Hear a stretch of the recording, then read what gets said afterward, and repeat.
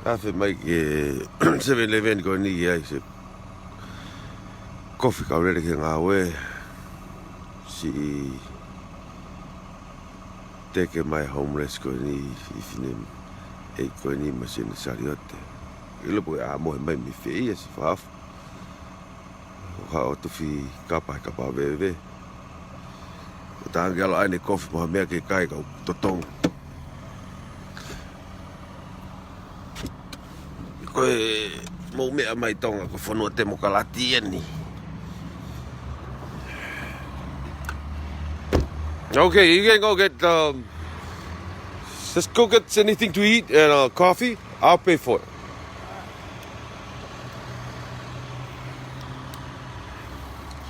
Kone fusari o te tuko. Ha si hua ka pa veve. O te afe mai ka tau mui ke ngā oe ka alo ai mea ko ni ki si kai homelessi.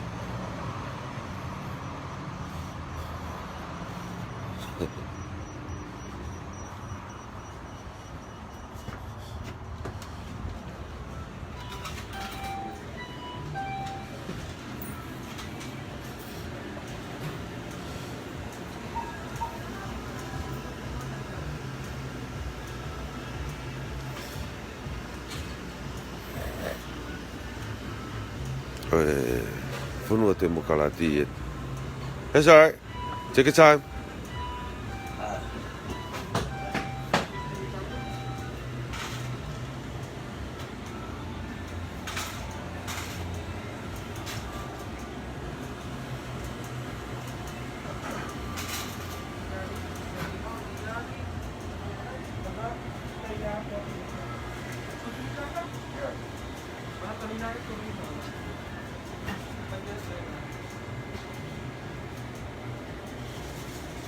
Get something to eat.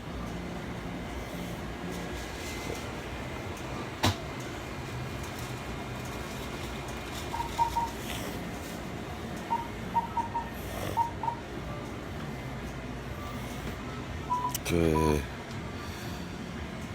Whanua ni ko lau Okay, that's all? Yes, lime juice. All right. You need some more? It's good. Okay. Go ahead and give it to him. I'll pay for it. Ko te mokalati ni lota tonga ke taua o ki ai. Mo mea mai he ope. Ke whonu pe e koroa mo mea ke kai tuku hao sia pe kakai i whanua te mokalati. All right, give it to him.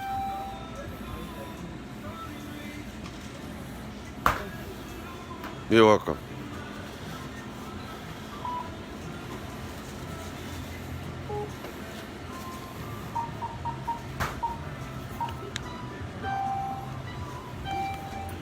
I'll pay for it. Is it?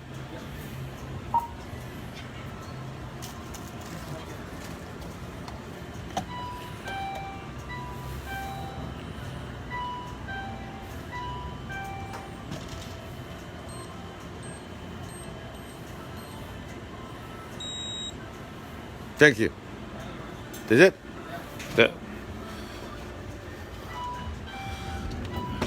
All right, thank you, sir. Si hifo mai motu ai ka pai ki koe. Tau hao pe kui hen. Si awe tola e fine motua. Si tau te whai ne inu kofi he pa ko tue. Awhi mai. All right. Have a nice day, yeah? All right, thank you. Yeah. Te mo kala tene ku whakaamu e kaupatoa ke tau.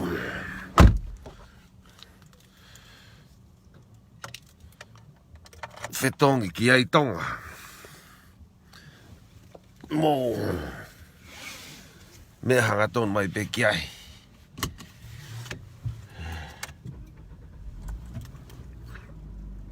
Koe demokratia ku loto atonga ke ai kau patoa.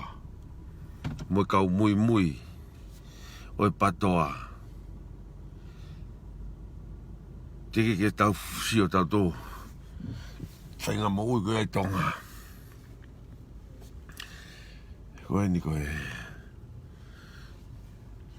Si.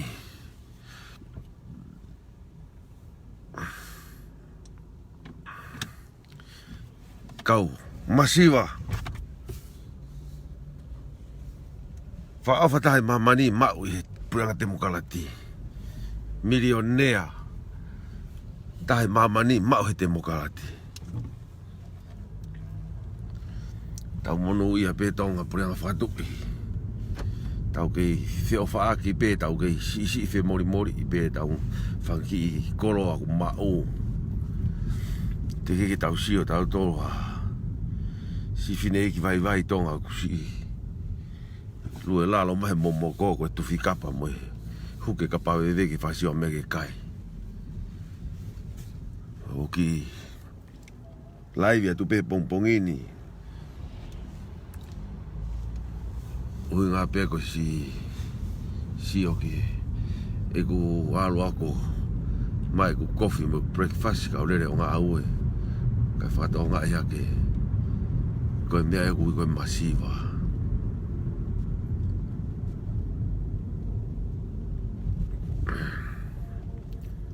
Toki lere mai ni ke lere ke ngā aue. Koe motu a heka pai ki koe na si tau tu peo whaine nu kofi etu 7-Eleven ni. Na rere maftarak me home recipe au mui atu kuafe 7-Eleven ni ki a edek pe whasi tu e ti hi whatu. Tuas i monanga me tola i home recipe koe ni. Oi ai. I hope o whatu e te motor whai tau mui ki ngā ue. Kau mahu inga ki ma ki prof ni ngo pe ku ka ke lahi. Ka koe si toko ni at pe ate ki ni ku prof ni ki me si breakfast si hombre si. O fote ki motor. Asialang malo si pakai mai ki live pongpongi ni me hoko ono ko ni mahiwa ni. Ko o ngau he ono to minute valu pa tu kia o kia ngau ka sai pe fo kia ko pe ko fale ngau he oni ya ko mau e fala he te moto he pe mo e po atu kai ngā tonga tuku hono pou i demokrati ki o mai ki tonga e te tau whakaawhai. Na tau masiwa peka na tau whemori pe whangi mea tau mau. Na tau ilo pe tuunga ku tau tuuai. Kakai ku tau whakaapa ki ai. Kakai pe ku tau revolo tatau. O ai tangi ke tatau.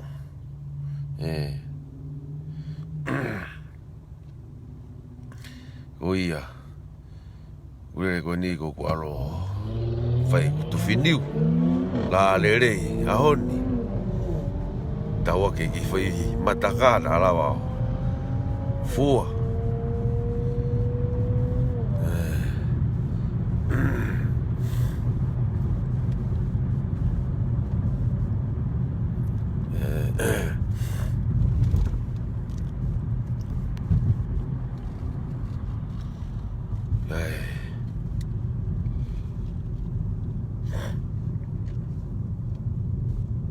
kai pe lava toku ko nga ko fonua demokrati ko te ngau e pege tu e ulu a musia mu atongai aku te fie toko tope pa te toko tope da mo te a pe pa ki mai foi meio ai haka lu e pe ta alu ki uta pa ma ki foi manio ki hena ke Toa pia ki whemanoke ki aha kumau mea kai e whiawhi. Ala taha tō tai, kua hao tuwha mai si ne tō tai. Koe whanua te mokalati. Koe whakaofa ato. Koe mone lau koe futahelu. Maulahi takitahakai. Si fe mori. Ka ko he ho tau whanua e. Whainga whanā whala koe eke te mokarati ka tau tū maari ka atoa foi loia. Ko matolo. Koe ki tau tū maari ka atoa o. Whewheo ko pau ke te ngau e te tū maari e. Ka ku te tokoto koe. Kai pekita te tokoto. Koe ai. Koe whanongan ki ngau e.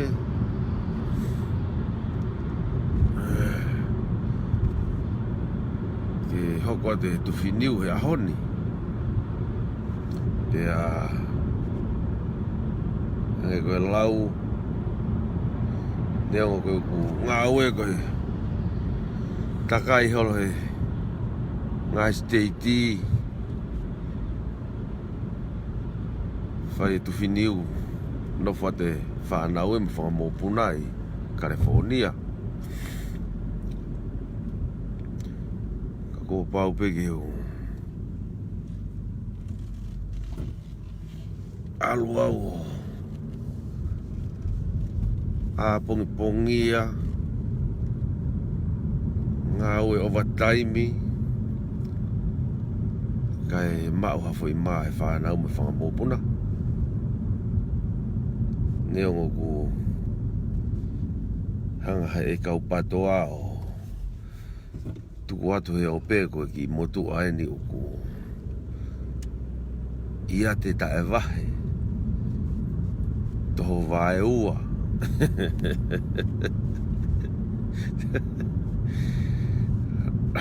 Rauga he motua Tai mai pureti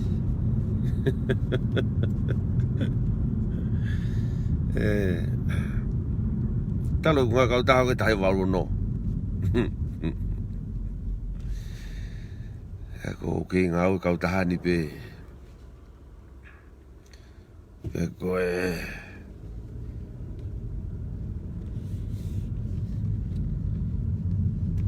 Eko ngau e ko whaiteri hapea Taimi Ke wai ke ngau e mo taimi tuku Kau taha muri e nia O kou ngau e ki ai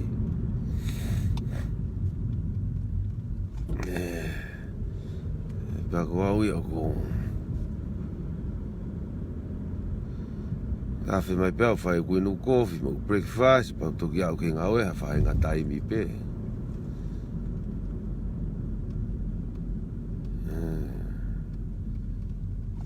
Pēo kou whai teri ha pē lahe hoa kou whia ngau e ai Ka mō Tala tātu ke kau patoa Hoa ngau e Tuko e loi mo e Komo ute kakai Ko e pirutingi e kusi i ate ai Aeni Mo mea mai ki ai Ko e Facebook a aeni Aeni ko tau Facebook a he Ko plotonga live Ko e kau taha ena e Facebook a aeni ko ngau e Ka pongi ko I heni ui ka hau ko ngau he Apple pa mo i kuko E motua ia te koni koe na tala kau patoa ko motua toho vai ua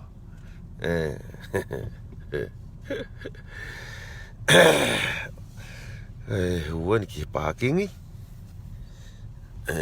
Kau hu kia whai ko ia te Mo kutu whiniu Tukua patoa e Komo uto kakai Koe mea koe whakapiko Ko mou tokoua moni Mo loi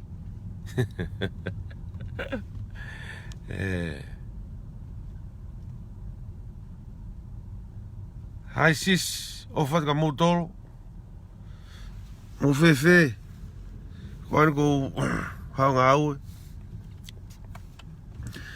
Toki Tae ta mo ki tola u ka au Lahe kovi Lahe Mo uharo ngā aue Ofaka Junior. Muto.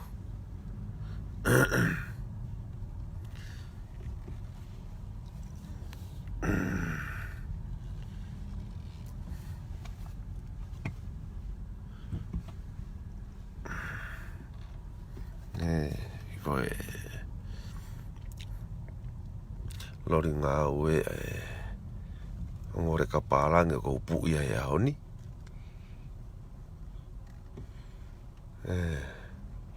hui kau patoa tukua komo uto kakai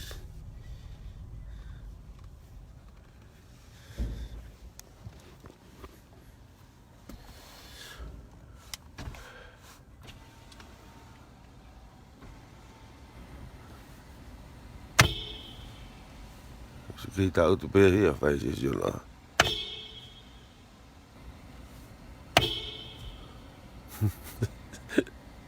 Hey!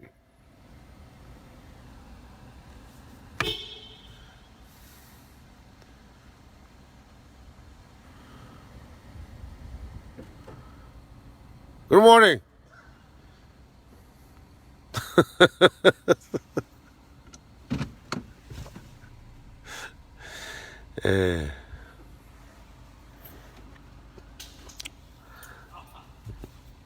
Does Nate text you back? He texted one. I don't know. What's that? One texted him. I don't know. Hey, Warren.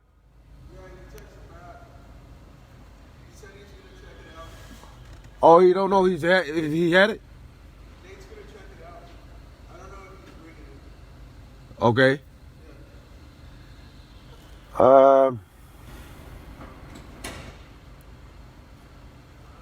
All right, we're gonna go upstairs and then I'll see what the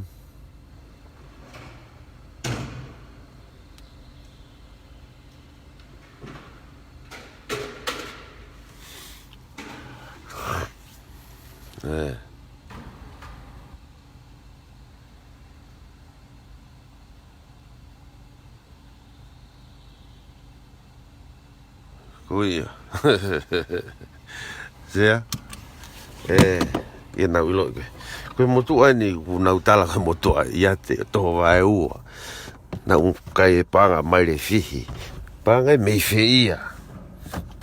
Pea nau ave ta mai kio. Heu sima patai to tongi.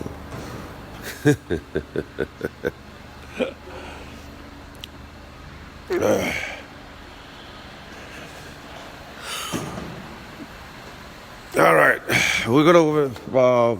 I'm gonna fix that screen. See if it. And he said he's gonna bring us to Saturday night. He said he's gonna check it out. He never told me if he was. All right. One of you gonna stuff it with the copper, and one of you gonna help me to do the rest of the stuff. All right. What time is you guys leave today? 11? Okay. Yeah, I think that's enough time to put everything up. And I'll take care of everything. Today and tomorrow. You guys gonna come back Monday, right? All right. Okay. I'll see you guys upstairs though.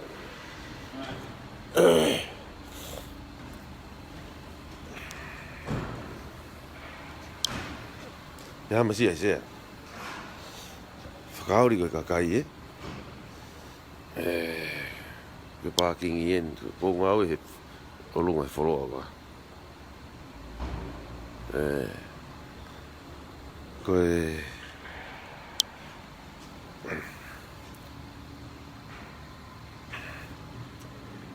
kai ke ilo kau patoa ko special. Ke whainga ngau ko ni ko install ngai radio frequency o tesi ai u mea ke kehe. Apple, Google, Facebook, hau ke Boeing, hau ke NASA, u me asotia me mea, ko si motu ai le ku motu atonga me pura nga whakatu i. tuku apatoa e o tu whakelo lui ki kakai kau whenga ki olunga ki o whai ngai niu o whatake modoro malo si e awhi mai la vai ave ki breakfast at home nesi koe neu hupeo tere mai ki ngā ue ok si ai o whatake family malo si awhi a mai ki live pungpungi a koe ma koe ngā koe ni mata tupe ai whawhi ono koe whia o whatu iyo